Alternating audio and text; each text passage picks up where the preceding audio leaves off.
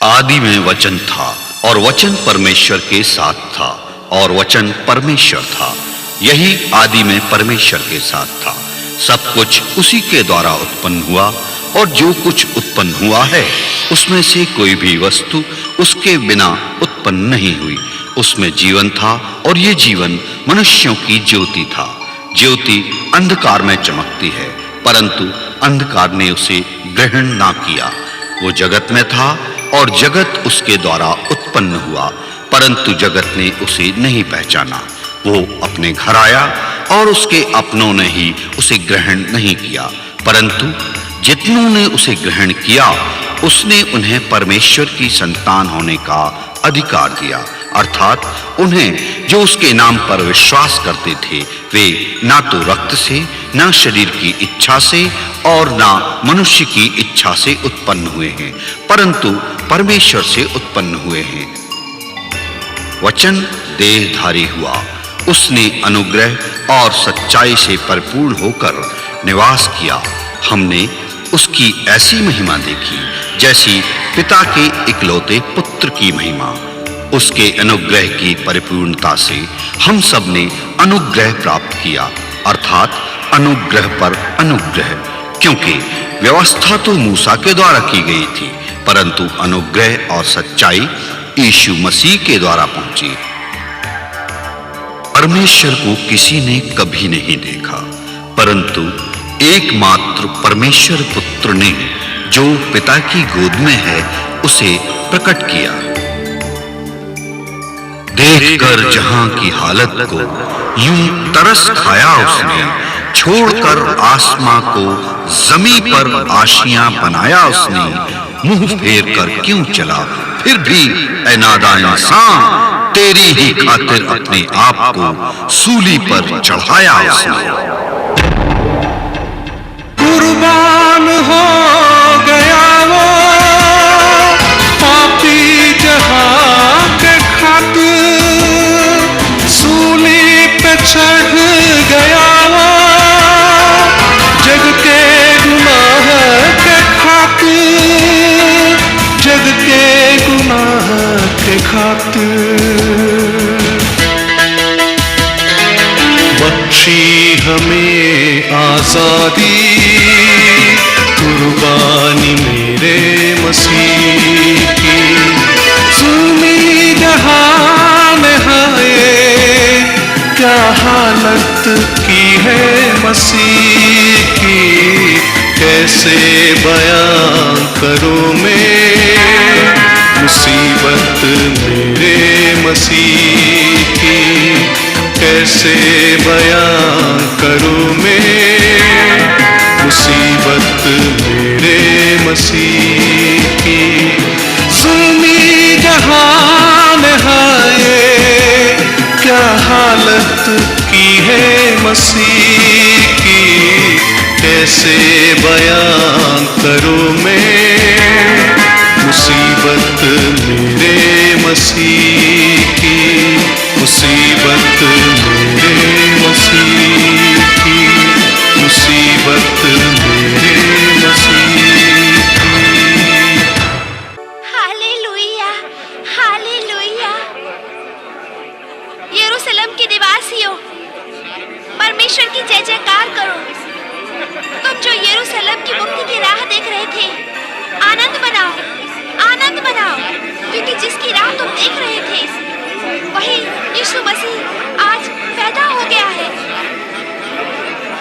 आनंद मनाओ, परमेश्वर का धन्यवाद करो, धन्यवाद करो, क्योंकि उसने हमारे बीच एक ऐसा उद्धारकर्ता भेजा है जिसके हाथों में हमारी मुक्ति है। उसकी स्तुति करो। तब यूसुफ और मरियम गलील प्रदेश में अपने नगर नासरत को लौट गए। जरा सुनिए, क्या बात? हम लोग पूर्व से आए हैं और एक अद्भुत चमकते तारे की अगुवाई से यहाँ आ पहुंचे हैं।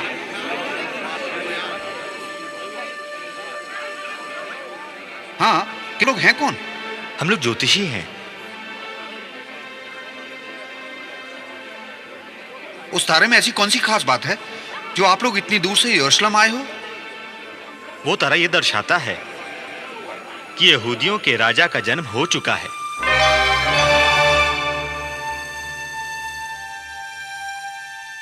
ये हम क्या सुन रहे हैं? जी हाँ, धर्मशास्त्र में लिखा है। क्या आप बता सकते हैं कि उस राजा का जन्म कहाँ हुआ है? नहीं, हमें तो मालूम नहीं। बहुत आश्चर्य की बात है, हम उस तारे का पीछा करते हुए पूर्व से यहां आए हैं, और आप लोग यहां रहते हुए भी आपको यह नहीं मालूम कि आपके राजा का जन्म कहां हुआ है?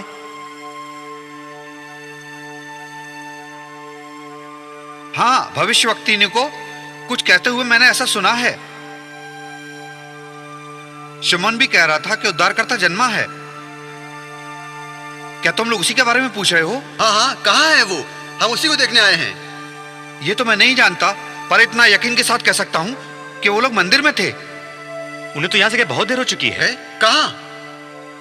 आओ हम मंदिर में पता लगाएं। मंदिर कहाँ है? वो उधर।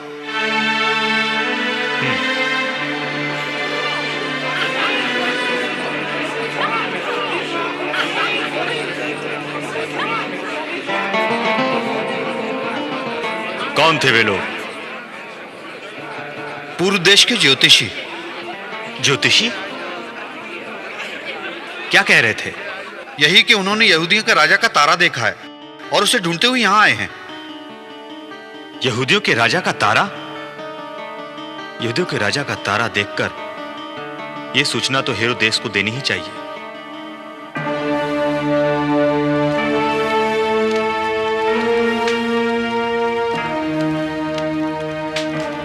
महाराज हेरोद की जय हो।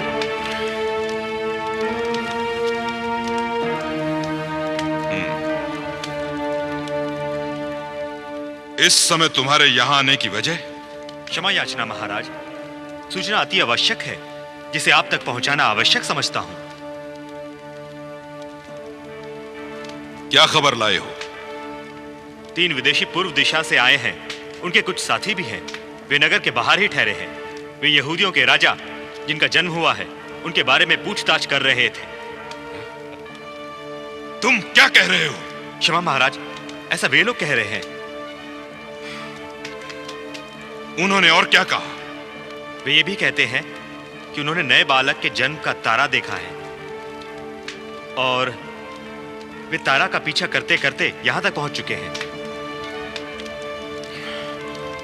क्या वे इसी तारे के बारे में बता रहे हैं महाराज? जिसे देखकर हम भी सोच। मेरे लिए कोई आज्ञा महाराज? मेरे लिए कोई आज्ञा? तुरंत जाओ और जाकर न्याय गुरु और महायाजकों को इसी समय बुला कर लाओ ताकि हम उनसे कुछ आवश्यक और महत्वपूर्ण बातें पूछ सकें। जाओ। हाँ महाराज।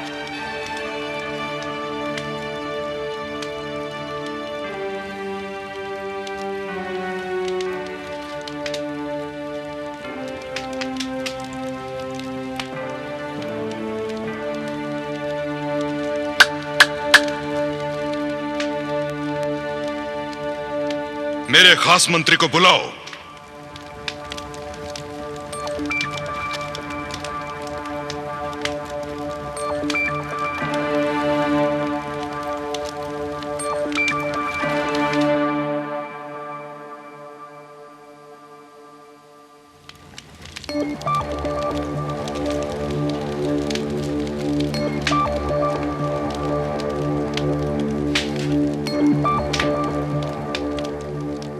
मंत्री सुनो। महाराज हेरोद की जय हो।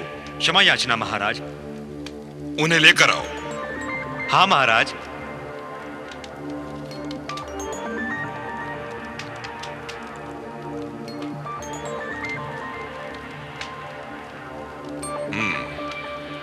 तुम सब लोग सुनो।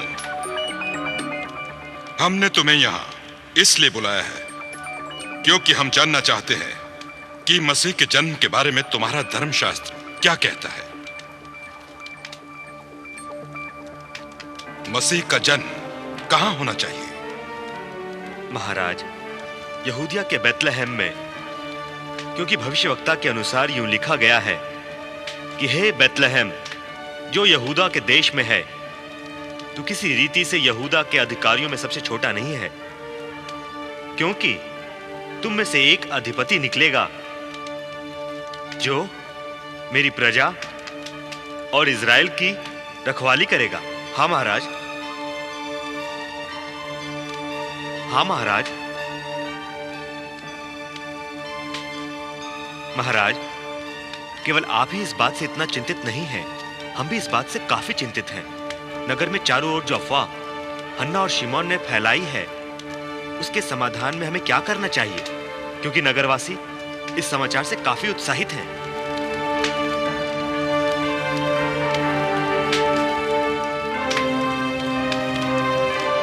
जी हाँ महाराज, और इतना ही नहीं, लोग कहते हैं कि उन लोगों ने उस बालक को जो नवजात शिशु है उसके माँ बाप की गोद में खेलते हुए देखा है। क्या?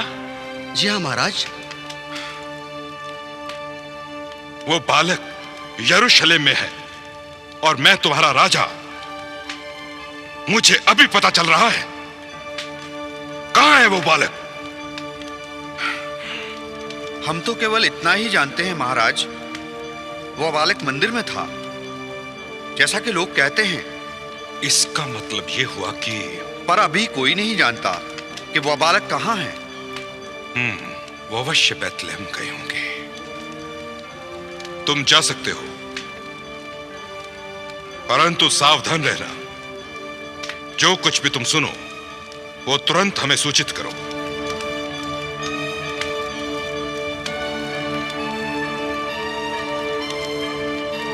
जी महाराज।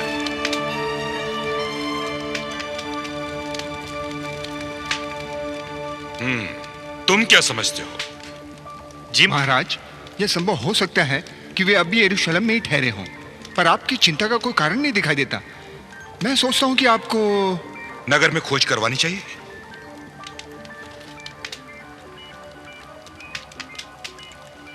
पर तुम सुनो, अपने सिपाहियों को नगर के चारों ओर भेज दो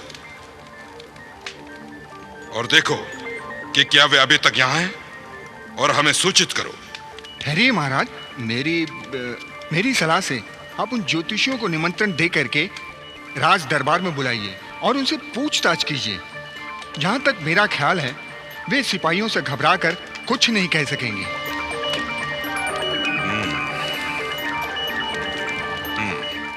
तुम ठीक कहते हो। अपने आदमियों को भेजो उन्हें ढूंढने के लिए, और फिर तुम जाकर उन ज्योतिषियों को चुपके से निमंत्रण दो कि हमने प्रीति भोज पर बुलाया है। जी महाराज।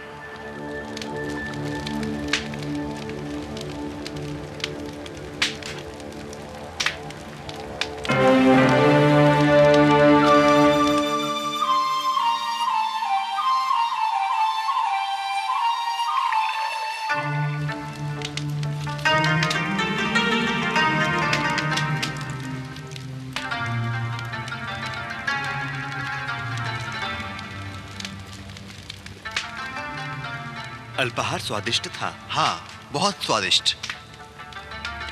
धन्यवाद। किंतु महाराज, आपके शाही दावत का आशय क्या है? हाँ, हमें बताइए महाराज। यहूदियों का धर्मशास्त्र भी उस बालक के जन्म के विषय में संकेत करता है। न केवल इस्राएल की प्रजा, लेकिन हम भी उसकी बाट जोह रहे हैं। मगर हम कितने बदनसीब हैं कि यहां के महाराज होते हुए भी उस बालक के जन्म के विषय में अनजान है। जबकि सच्चाई यह है कि उस बालक यहूदियों के राजा को देखने के लिए हम बहुत बेचैन हैं। हम सब भी आश्चर्यचकित हैं, आप यहाँ के राजा होते हुए भी। इसीलिए तो आपको बुलाया है। इसीलिए तो आपको बुलाया है। आप लोग तो जानते हैं कि राजधानी में पूरा समय जाता है और सावधानी भी रखनी पड़ती है। हां, लेकिन क्या आप मुझे बता सकते हैं कि तारा ठीक किस समय दिखाई दिया? इस बात को बहुत समय बीत चुका है। करीब 2 वर्ष पूर्व पर क्या यहूदी धर्मशास्त्र इसके जन्म स्थान के विषय में कुछ जानकारी देता है? महाराज, पूरे शहर की छानबीन हो चुकी है, पर ऐसा लगता है जैसे वो दूसरे शहर चले गए हैं। हाँ, बैतलहम। बैतलहम वो कहाँ है? यरूशलेम से दक्षिण में लगभग 9 किलोमीटर दूर। आप लोग जाइए और उस बालक का ठीक ठीक पता लगाइए। उसके विषय में मालूम कीजिए, और जब वो मिल जाए तो हमें समाचार दीजिए, ताकि हम भी आकर उसे प्रणाम करें।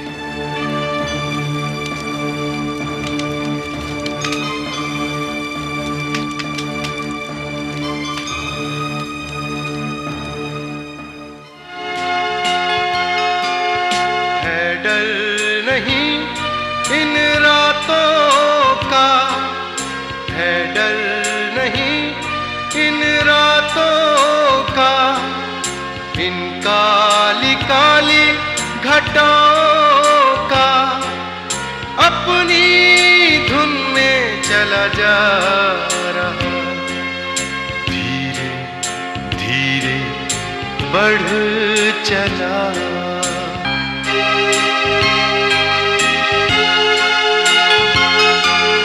सजदे की खातिर ये चल दिए, सजदे की खातिर ये चल दिए, सोना लोभान गंधरस लिए, दर्शन को चला जा रहा, धीरे धीरे बढ़ चला। मंजूसियों का काफिला एक ही लगन जाएंगे हम, जन्मा मसीह जहां। धीरे धीरे बढ़ चला। परमेश्वर की महिमा हो। परमेश्वर का धन्यवाद हो, यहूदियों के राजा के रूप में तेरी महिमा देखी। और हाँ प्रभु, और उद्धारकर्ता मुक्तिदाता के रूप में तेरी महिमा देखी। और हाँ प्रभु, तेरी महिमा के राज्य का अंत कभी ना हो, कभी ना हो। आमीन।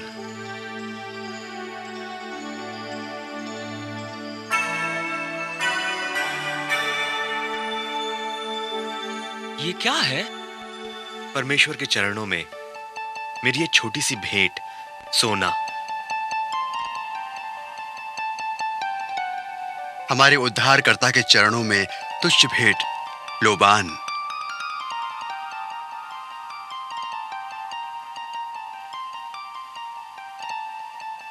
हमारे मुक्तिदाता के आगमन की खुशी में गंधरस।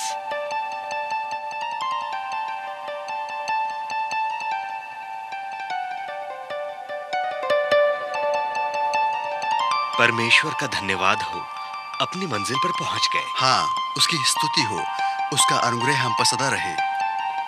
प्रभु के दर्शन पाकर हम धन्य हुए।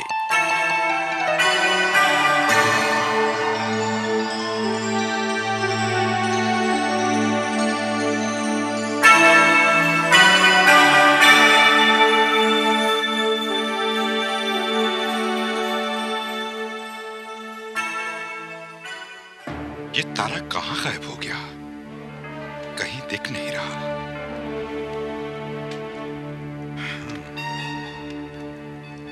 मेरा सलाहकार। महाराज, इस समय मुझे बुलाने का कोई विशेष कारण? हाँ, ये 3 ज्योतिषी अभी तक लौटकर नहीं आए। हाँ, उन्होंने आने में देर तो की है महाराज, किंतु ये सब तुम्हारी सलाह का नतीजा है। बालक खोजने सिपाहियों को भेजना चाहिए था, उन ज्योतिषियों को नहीं। महाराज, मैंने सोचा कि आप भूल गए होंगे और आपका क्रोध शांत हो गया होगा, किंतु महाराज, मैं ये कैसे सहन कर सकता हूं कि महाराज हेरोदेस धार्मिक आस्था और भविष्यवाणी के आधार पर एक बालक के सामने झुककर दंडवत करें? सत्य, बिल्कुल सत्य। हम राजा हेरोदेस उस बालक को दंडवत कैसे कर सकते हैं? लेकिन तुम मूर्ख सलाहकार, तुमने नहीं देखा उन 3 विदेशियों ने मुझे धोखा दिया, और यह सब तुम्हारी वजह से, सिर्फ तुम्हारी वजह से। यदि भविष्यवाणी सच हुई तो क्या होगा? तुमने सोचा हम तुम्हारे साथ क्या कर सकते हैं? ध्यान से सुनो, यहूदियों को नए राजा की आवश्यकता नहीं है, लेकिन एक नए सलाहकार की जरूरत है।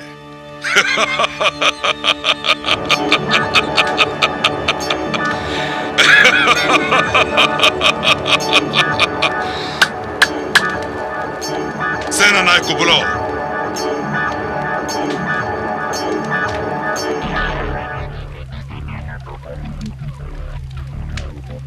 उन ज्योतिषियों ने मुझे धोखा दिया, इस मूर्ख सलाहकार के कारण।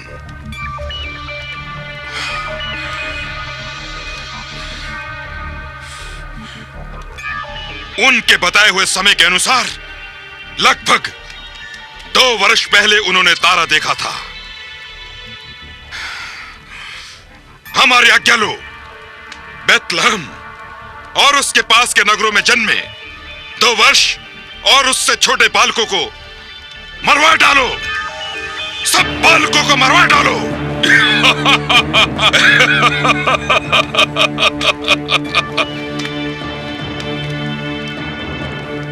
किंतु महाराज, आपकी प्रतिष्ठा पर आज हम कुछ सुनना नहीं चाहते, हम कुछ सुनना नहीं चाहते।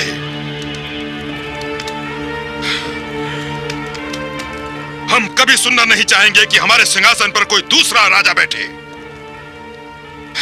हम सारी सीमाएं पार कर जाएंगे, यहां तक कि बच्चों को भी मरवा डालना पड़े।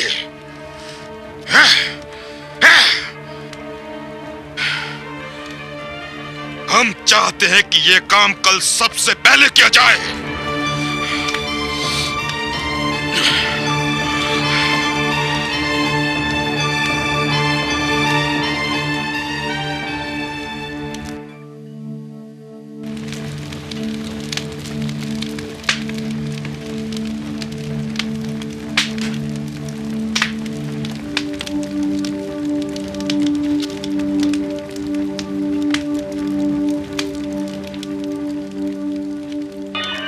हे बालक, सावधानी पूर्वक मेरी चेतावनी सुन और जैसा मैं कहता हूं वैसा ही कर। आवाज तुझको दे रहा है, गुनहगार राजा। मार्ग हूँ मैं मुक्ति का, आ तू मेरे पास आ जा। ऐसी बुलाहट है तेरे लिए मेरे प्रभु की आस। कलवरी से बह रही है खून की जो धार। ये है मेरे लिए मेरे मसीहा का प्यार।